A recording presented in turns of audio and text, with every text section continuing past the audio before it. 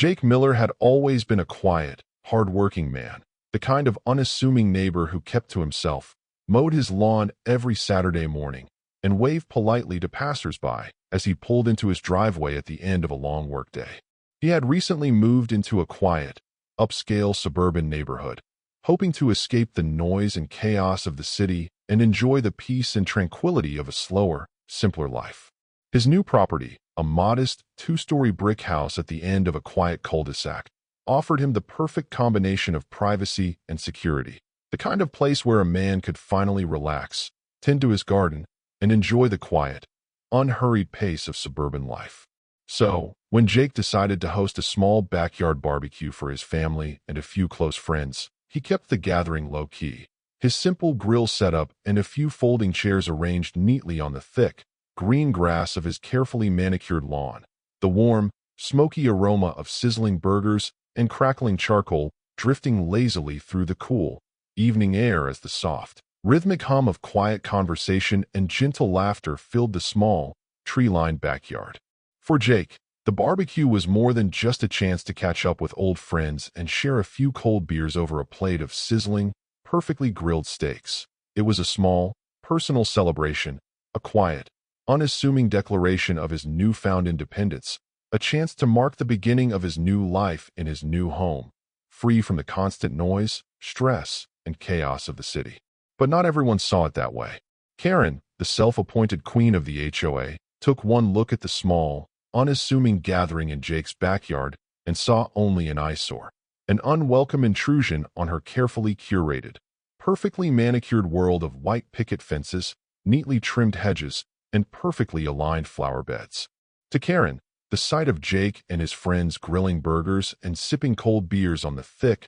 green grass of his neatly trimmed lawn was an affront, a direct challenge to her unspoken authority over the neighborhood, a blatant disregard for the carefully crafted image of suburban perfection she had spent years cultivating. It wasn't long before Karen made her displeasure known. Jake was in the middle of flipping a thick, juicy burger on his old, well-worn charcoal grill when he heard the sharp, insistent click of high heels on concrete. The sharp, staccato footsteps echoing off the cool, polished marble tiles of his front porch as Karen marched up the narrow, gravel path that led to his back gate. Her thin, carefully made-up face twisted into a tight, thin-lipped scowl as she reached for the thick, polished brass handle of his backyard gate and pulled it open with a sharp, irritated flick of her wrist, her sharp, blue eyes narrowing in thinly veiled contempt as she took in the sight of the small, unassuming gathering on Jake's neatly trimmed lawn. Jake looked up, his large, calloused hands still gripping the long,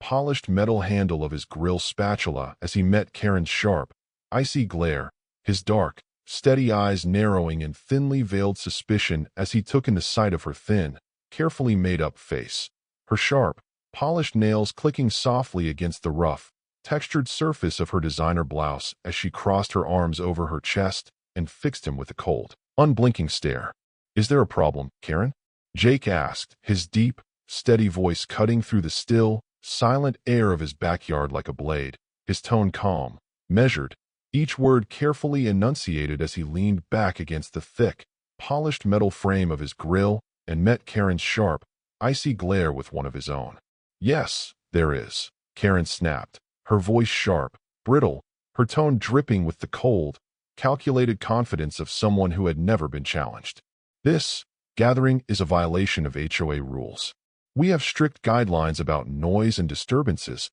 and you're clearly in violation. You'll need to shut this down immediately, or I'll be forced to issue a formal notice." Jake felt his jaw tighten, the muscles in his broad, square shoulders coiling like a spring as he listened to her rant, his large, calloused hands clenching into tight, white-knuckled fists at his sides as he fought to keep his voice calm, his deep,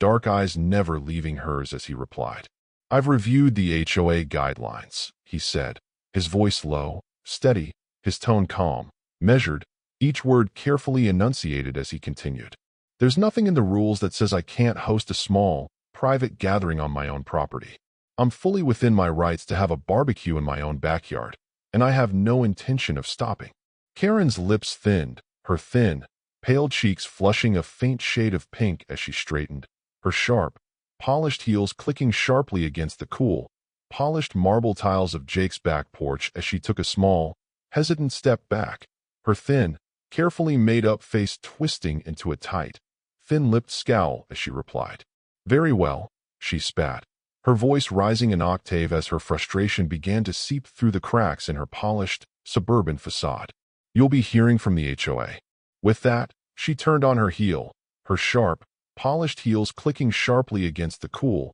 polished marble tiles of Jake's back porch as she marched back down the narrow, gravel path that led to his front door, her thin, carefully made-up face twisted into a tight, self-satisfied grin as she disappeared around the corner of his house, her sharp, polished nails clicking softly against the rough, textured plastic of her phone as she dialed the number for the HOA office and began whispering her lies into the thin, polished speaker of her phone.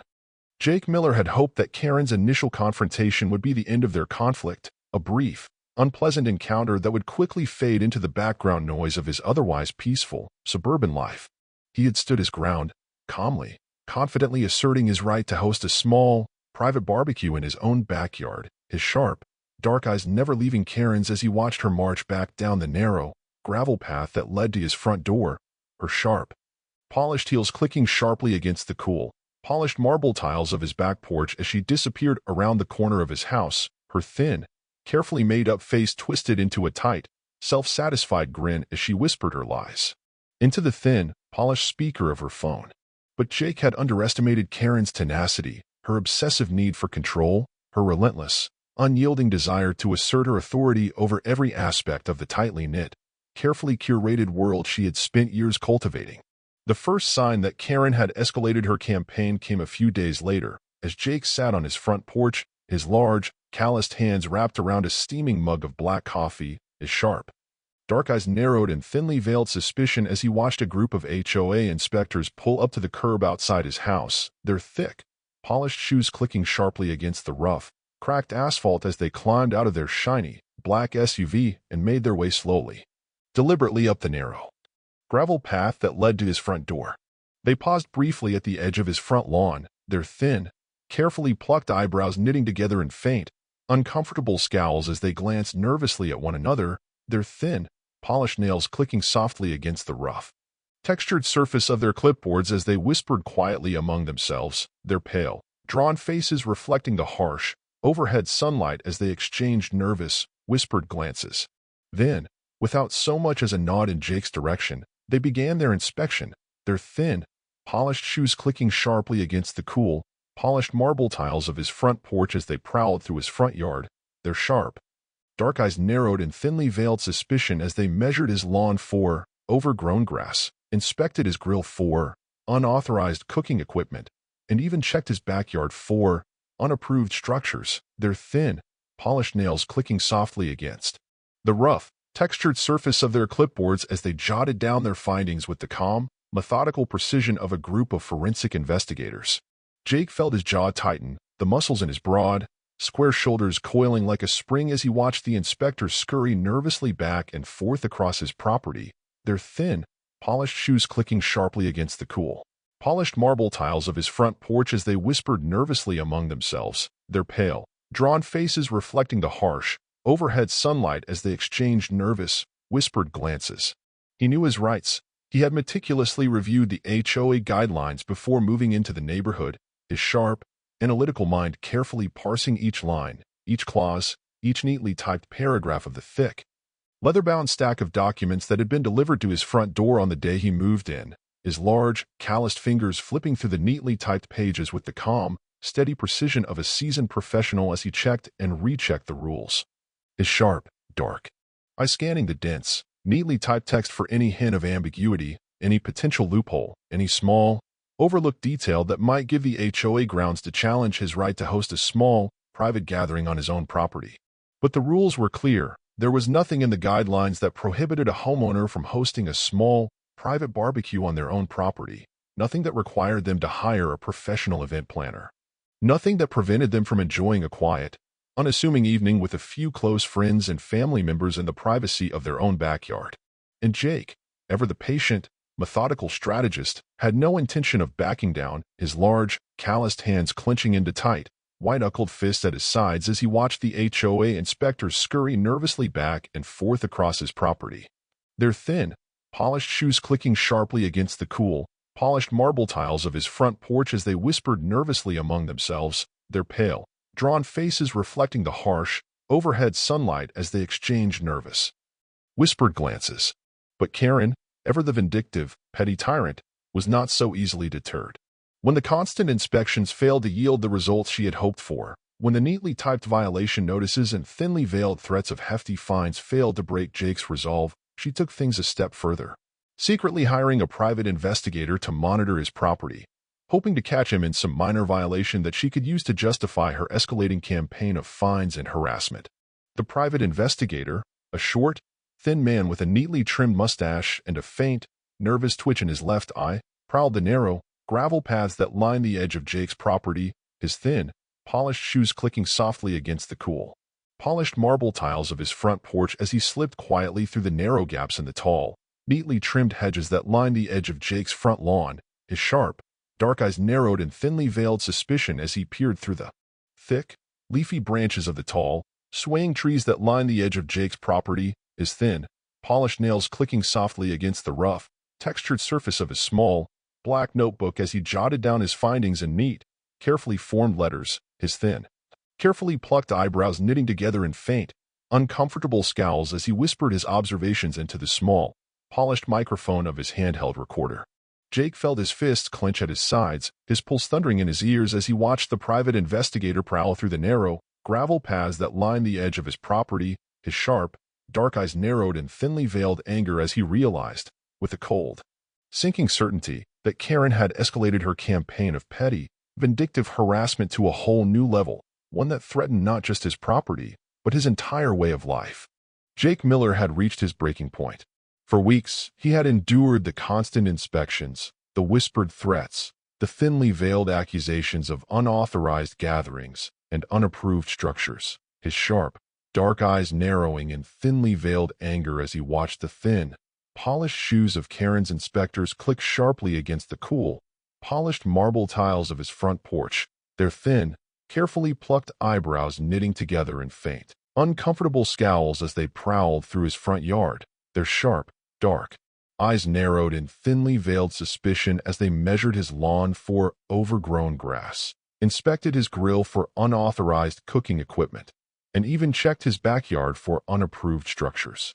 He had tried to remain calm, to keep his head down and mind his own business, his large, calloused hands moving with the calm, steady precision of a seasoned professional as he carefully trimmed the long, neatly edged rows of lush, green grass that lined the edge of his front lawn, his sharp, dark eyes narrowed in thinly veiled satisfaction as he watched the long, twisted shadows of the tall, neatly trimmed hedges that lined the edge of his property stretch slowly across the cool, polished surface of his driveway. But enough was enough. One bright, breezy Monday morning, as Jake sat at his kitchen table, his large, calloused hands wrapped around a steaming mug of black coffee, his sharp, dark eyes narrowed in thinly veiled anger as he reviewed the grainy, black and white footage from his security cameras. His heart sank as he took in the sight of Karen's inspectors prowling through his front yard, their thin, polished shoes clicking sharply against the cool, polished marble tiles of his front porch as they whispered nervously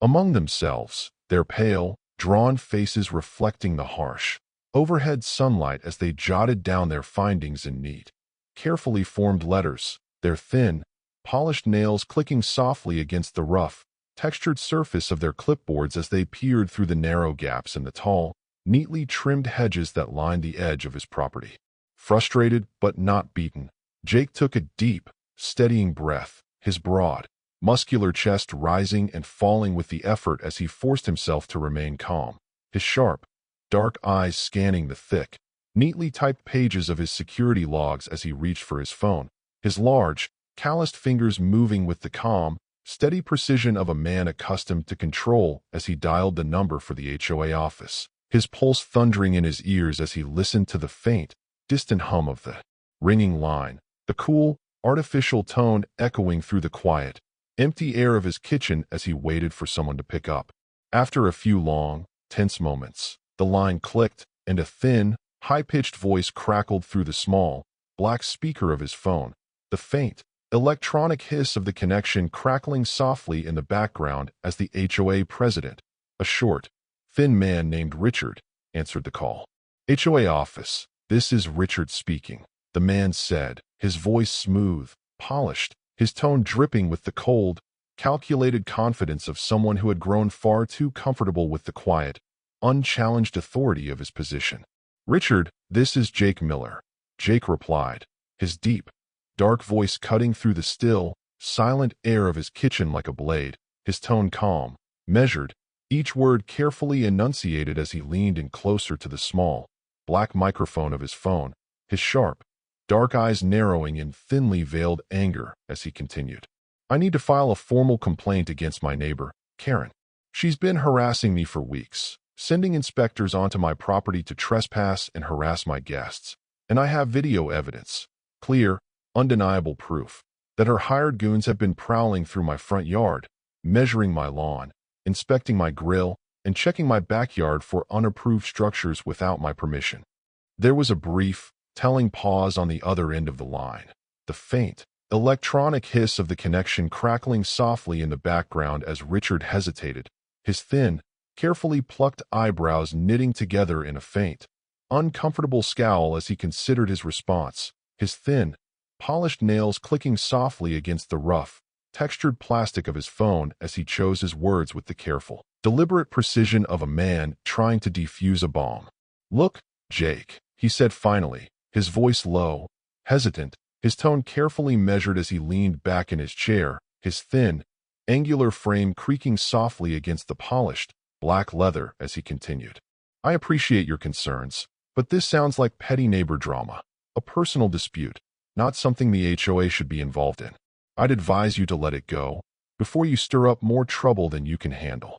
Jake felt his fists clench at his sides, his pulse thundering in his ears as he listened to Richard's thin, polished voice crackle through the small, black speaker of his phone, his sharp, dark eyes narrowing in thinly veiled anger as he realized, with a cold, sinking certainty, that Karen had more allies in the community than he had thought. Her thin, carefully made-up face twisted into a tight, self-satisfied grin as she whispered her lies, her sharp, polished nails clicking softly against the rough, textured surface of her phone as she spread her venomous gossip through the tightly knit web of their shared, suburban world. And Karen, emboldened by her apparent untouchability, wasted no time in capitalizing on her newfound sense of invincibility. Over the next few days, Jake began to notice a subtle but unmistakable shift in the way his neighbors treated him. The small, friendly waves and nods he had grown accustomed to over the years were replaced by tight-lipped glares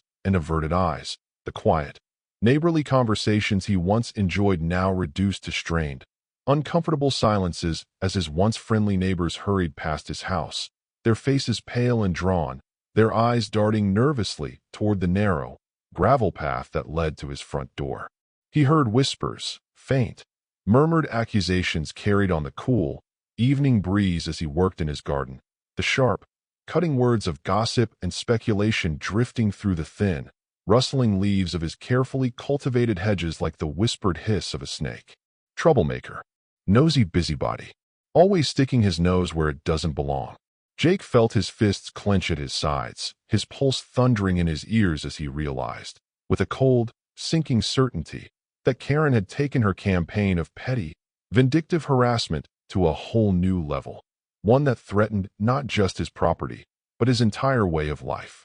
Karen had grown increasingly confident in the weeks since Jake's failed attempt to file a formal complaint with the HOA. She had convinced herself that she had won, that her carefully crafted campaign of petty harassment and thinly veiled threats had finally broken the quiet, unassuming man who had dared to challenge her authority. Her thin, carefully made-up face twisted into a tight, self-satisfied grin as she whispered her venomous lies to her rapidly dwindling circle of allies, her sharp, polished nails clicking softly against the rough, textured surface of her phone as she spread her poison through the tightly knit web of their shared, suburban world. But just as Karen prepared to make her final move, to push for the decisive vote that would see Jake fined, humiliated, and driven from the neighborhood for good, She received a piece of mail that would shatter her carefully constructed empire of lies and manipulation. The letter arrived one bright, breezy Tuesday morning, the thick,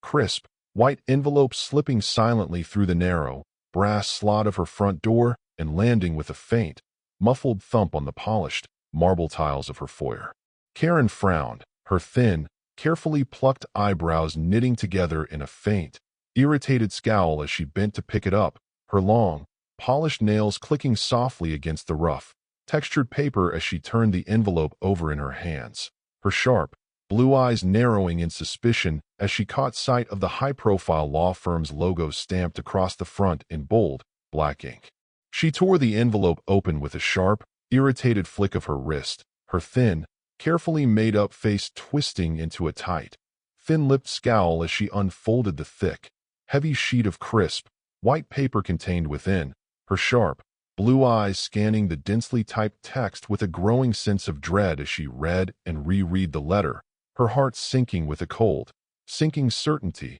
as the full, horrifying implications of the message began to sink in. It turned out that Jake wasn't just a quiet, unassuming neighbor. He was the owner of a successful catering company, one of the largest in the state, a multi-million-dollar business with deep ties to local politicians, business leaders, and community organizers, his carefully cultivated network of contacts and connections giving him the power, influence, and resources to destroy her carefully cultivated empire of petty, suburban control with a single, well-timed phone call. And his backyard BBQs, the small, unassuming gatherings that Karen had so casually dismissed as unapproved parties and unauthorized gatherings, were actually private tastings for some of the most influential people in the city. His carefully selected guest lists including everyone from high-profile politicians and wealthy real estate developers to influential community organizers and powerful business leaders, his small, neatly trimmed backyard serving as the quiet,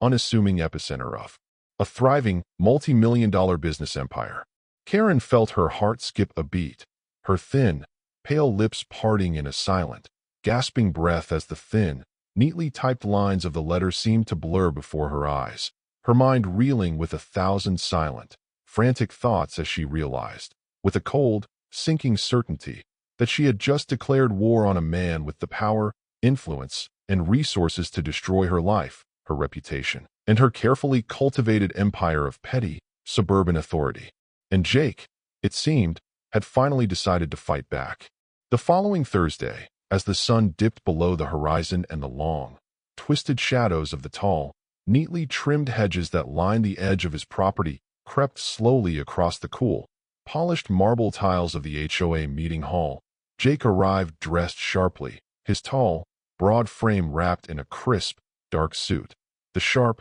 clean lines of the tailored fabric hugging his powerful, well-defined shoulders as he strode through the double doors and into the cool, brightly lit foyer of the building, his polished, black leather shoes clicking sharply against the polished, white marble tiles as he made his way slowly, deliberately toward the front of the room. The room fell silent as he entered, the faint, nervous whispers of the assembled crowd fading into a tense, strained stillness as the members of the HOA turned to stare at him, their pale, drawn faces reflecting the harsh, overhead fluorescent lights as they exchanged nervous, whispered glances, their eyes darting nervously toward the thick, leather-bound stack of documents that Jake carried in his large, calloused hands, the thick, polished leather creaking softly against the smooth, polished surface of the podium as he set it down with a sharp, satisfying thump. Jake cleared his throat, his deep, dark voice cutting through the still, silent air of the room like a blade as he began to speak, his tone calm, measured, each word carefully enunciated as his sharp, dark eyes scanned the assembled crowd, his broad, muscular frame radiating a quiet, unshakable confidence. "Ladies and gentlemen," he said, his voice low, steady, his tone calm, measured, each word carefully enunciated as he continued. "I have come here tonight to address the numerous, baseless accusations that have been leveled against me by your HOA president, Karen Miller." A faint, nervous murmur rippled through the crowd, their pale, drawn faces reflecting the harsh, overhead fluorescent lights as they exchanged nervous, whispered glances, their eyes darting nervously between Jake's tall, imposing frame and the sharp, angular features of their once loyal leader. Her pale, carefully made-up face twisted into a tight, thin-lipped scowl as she shifted uncomfortably in her seat, her sharp, polished heels clicking softly against the polished, white marble tiles as she crossed and uncrossed her long, slender legs. Jake calmly presented his evidence, including security footage, financial records, and legal notices detailing Karen's harassment, defamation, and property damage. He hinted at a looming civil lawsuit for emotional distress and financial loss, his deep, dark voice ringing out through the still, silent air of the room, his tone calm, measured, each word carefully enunciated as he laid out his case,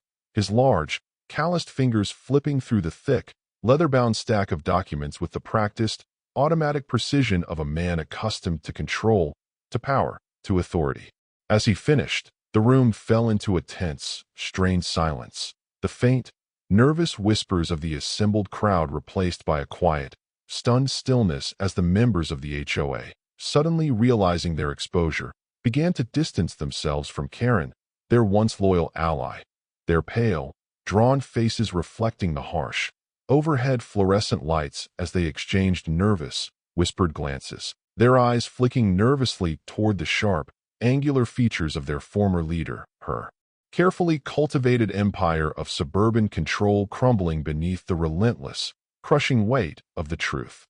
The week following the explosive HOA meeting was a tense, uneasy one for the residents of the quiet, tree-lined streets that made up Jake's upscale suburban neighborhood. The whispered gossip and nervous, furtive glances that had once defined life in the tightly knit, carefully curated cul-de-sacs had been replaced by a strained, uncomfortable stillness. The small, friendly waves and nods of Jake's neighbors now reduced to tight-lipped glares and averted eyes as they hurried past his house, their faces pale and drawn, their nervous, whispered conversations echoing faintly through the cool, early morning air as they scurried down the narrow, gravel paths that lined the edge of his property. But Jake, for his part, had returned to his quiet, unassuming routine, his large, calloused hands moving with the calm, steady precision of a seasoned professional as he carefully trimmed the long, neatly edged rows of lush, green grass that lined the edge of his front lawn. His sharp, dark eyes narrowed in thinly veiled satisfaction as he watched the long, twisted shadows of the tall, neatly trimmed hedges that lined the edge of his property stretch slowly across the cool, polished surface of his driveway, the faint, rhythmic hum of his lawn mower blending smoothly with the quiet, whispering rustle of the wind through the tall, neatly trimmed branches of the oak trees that lined the edge of his front yard. But even as he went about his daily chores, his mind remained sharp, focused, his thoughts never straying far from the petty, vindictive woman who had declared war on his peace and quiet, her thin, carefully made-up face twisted into a tight, thin-lipped scowl as she whispered her lies, her sharp, polished nails clicking softly against the rough, textured surface of her phone as she spread her poison through the tightly knit web of their shared, suburban world. He had not forgotten the many small, petty acts of theft and vandalism that had marked the long, bitter months of their conflict, the sharp, stinging pain of each shattered flower bed, each shredded hydrangea, each carefully trimmed row of bright, colorful sunflowers ripped from the cool, dark earth and scattered across the smooth, polished surface of his driveway, a constant, nagging reminder of her petty, vindictive nature and her utter disregard for the rights and boundaries of others. So, when Jake had finished laying out his case at the HOA meeting, his deep, dark voice cutting through the still, silent air of the room as he presented his thick, leather-bound stack of documents, his large, calloused fingers flipping through the neatly typed pages with the practiced, automatic precision of a seasoned professional, he had made one final, quiet addition to his carefully planned, meticulously executed campaign of quiet, unassuming revenge. A week later, as Karen sat at her small, tidy kitchen table, the cool, early morning light filtering through the thin, sun-bleached curtains that framed her small, weathered window, she heard the sharp, insistent ring of her doorbell echo through the quiet, empty air of her home, the shrill, metallic chime cutting through her thoughts like the sudden, jarring crack of a gunshot. Frowning, Karen rose slowly from her chair, her thin, carefully made-up face twisted into a tight, irritated scowl as she reached for the thick, brass handle of her front door, her long, polished nails clicking softly against the smooth,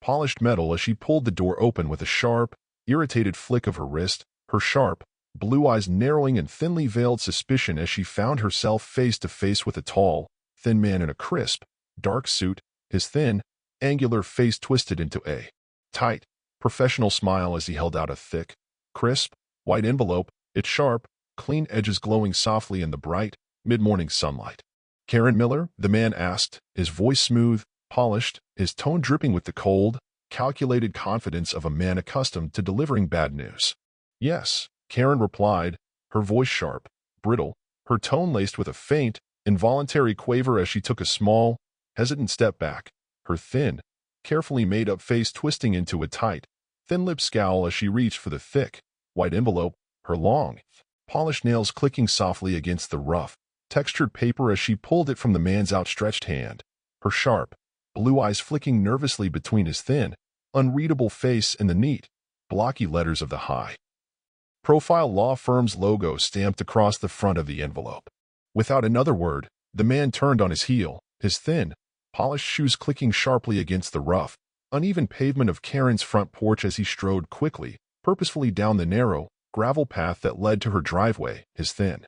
angular frame casting a long, imposing shadow across the cool, sunlit grass of her front lawn as he climbed into a sleek, black sedan and sped off down the street, the low, throaty rumble of the engine echoing off the neatly trimmed hedges that lined the edge of her property as he disappeared around the corner.